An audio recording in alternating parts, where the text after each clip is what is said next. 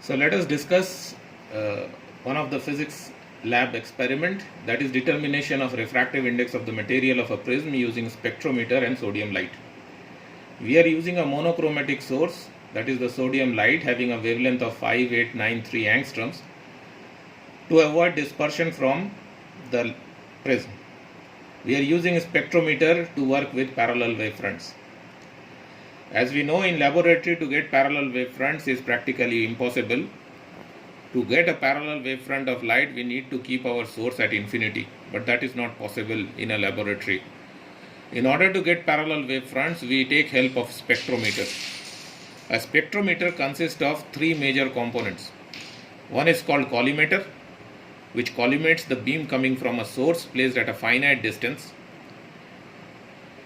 Then is the prism table, where you can put a prism or a grating, and the light, after getting refracted from the prism or the grating, goes into a telescope which focuses the light onto an eyepiece where it is recorded.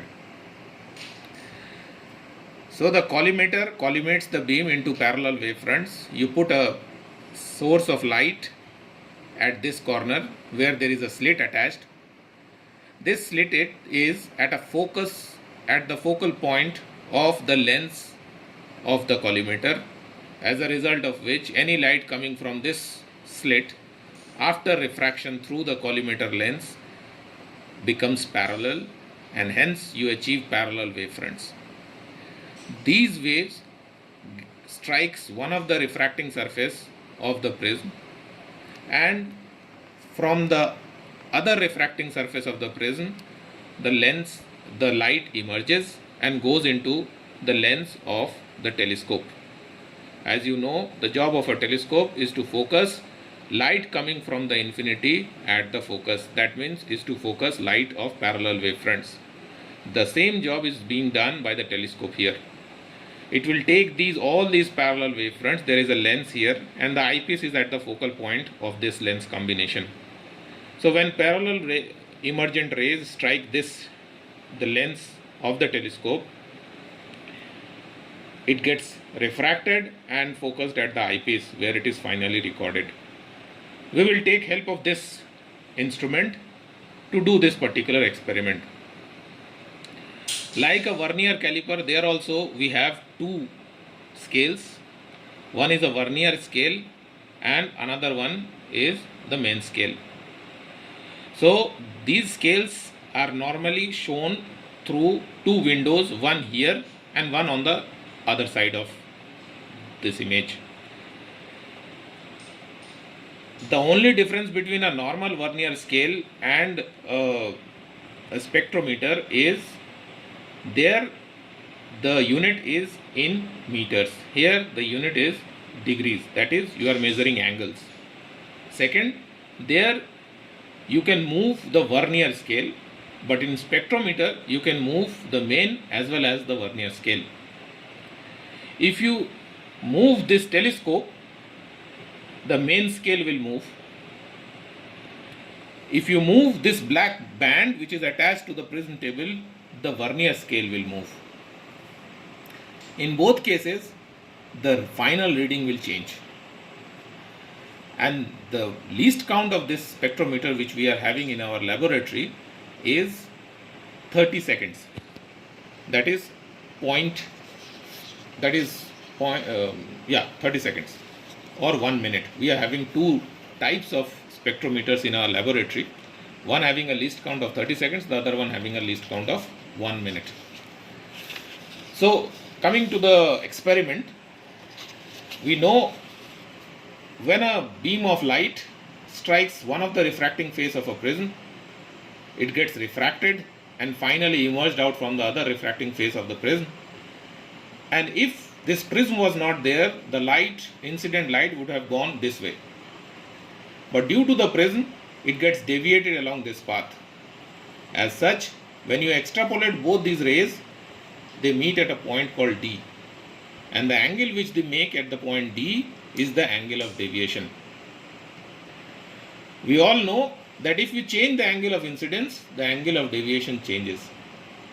and a stage comes at a particular angle of incidence, you get a minimum angle of deviation, which we call minimum angle of minimum deviation.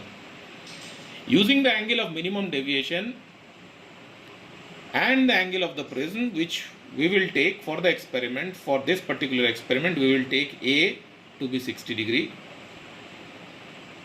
So for that, and using this formula, we can find the refractive index of the prism. This formula is a well-known formula you have already read in your class 12 theory classes. So this is the theory behind it, and how it changes. You can see how it changes. If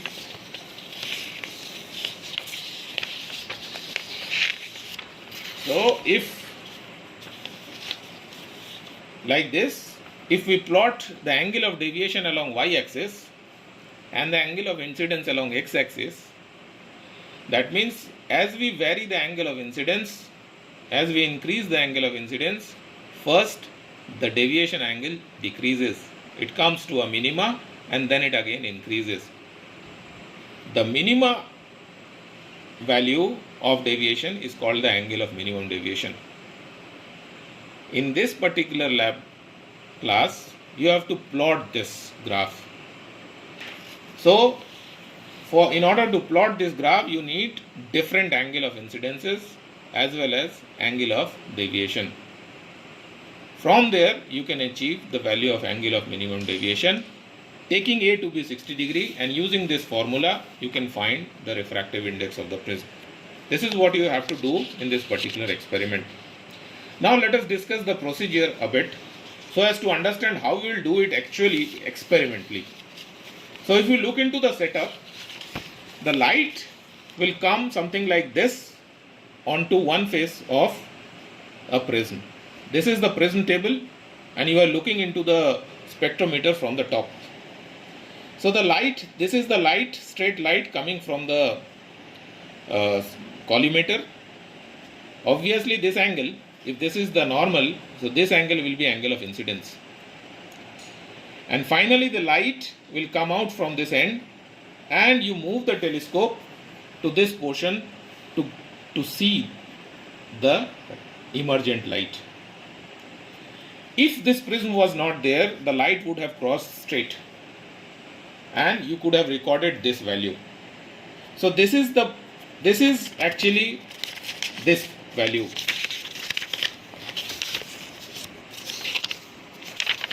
If you follow both these graphs, if this prism was not there, the light would have gone this way. So this straight ray corresponds to this ray.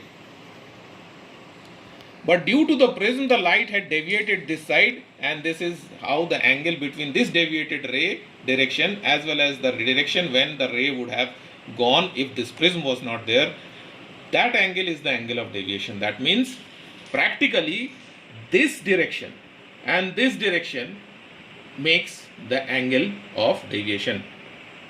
So in order to achieve the angle of deviation, what you have to do is, putting the prism, you get the value where you get the emergent ray. You get one value of the spectrometer and then remove the prism, bring the telescope back to the straight line of the collimator to receive the straight light coming from the collimator.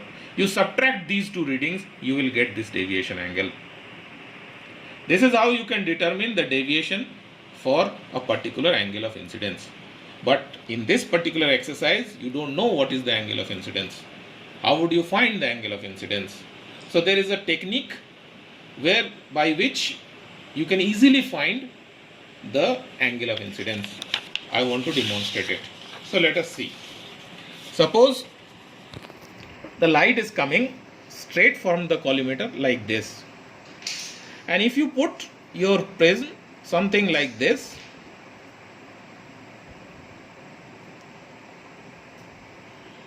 then the light coming from the collimator falls on this surface of the prism almost normally. That means angle of incidence is 0. Now for this case, you can record what is the deviation. But practically, my experience says that you won't get any deviation ray over the practical observation limits when you try to observe it using a telescope. So it is very difficult to get the emergent ray direction when your angle of incidence is 0 degree. And that is why in most of the plots you have never seen that plot to start with I equal to 0. You can see the plot, it has never started practically with I equal to 0. So it starts with some value of I from where the readings can be taken practically. The reason behind it is the emergent ray would reach maybe at the corners, and in most of the practical situations these corners are not most of the times broken or not fine enough, so there is a considerable amount of scattering from the corner ends, and it is hard to detect the emergent ray when the angle of incidence is 0. But the next question is, now what we do is, if we look into the setup using this black knob where the prism is placed, we will rotate it. We will observe the case. Here we have two windows, window 1 and window 2, where we can see the reading. And here is the black bond where the prism is placed. We hold this black plate and rotate it by an angle 5 degree. What will happen? The prism itself will rotate by 5 degree, as a result of which now we know the ray will remain in its own position, but the normal to the surface has moved on by an angle 5 degree. So we now know the angle of incidence is 5 degree. We will try to look for the emergent ray. Again, my experience is you won't get any emergent ray till an angle of 15 degree. So you start up at an angle of 15 degree the same way. You put the refracting surface normal to the ray coming from the collimator, and then using this black plate you rotate the prism table by 15 degree. So now you know I is 15 degree, and then you record where is your, through the telescope you try to find out where is your emergent ray. The light will come somewhere here and will go somewhere here. You can see this. Once you get this, you remove the prism. Obviously now without the prism the light would have gone straight. So without touching this, now you bring the telescope back to observe this position. Subtract both these readings, you will get a delta value. So for I equal to 15 degree, you will get a delta value. Then for the next case, you again bring this prism surface, refracting surface, normal to the light coming from the collimator, and rotate it by 20 degree. And do the same exercise. You get a emergent ray onto the telescope, record the reading, remove the prism, bring it in line with the light coming from the telescope, from the collimator, measure the angle of deviation. You get a value for 20 degree. Repeat it at an interval of 5 degrees. For each value, you will get, for corresponding to I, you will get corresponding values for delta, and you can plot this graph between I and delta. So you will see that it follows this kind of pattern, and the minimum value where it gets is your angle of minimum deviation. It is normally expected that you should know that what is the exact value of angle of minimum deviation. Obviously you see this is delta value.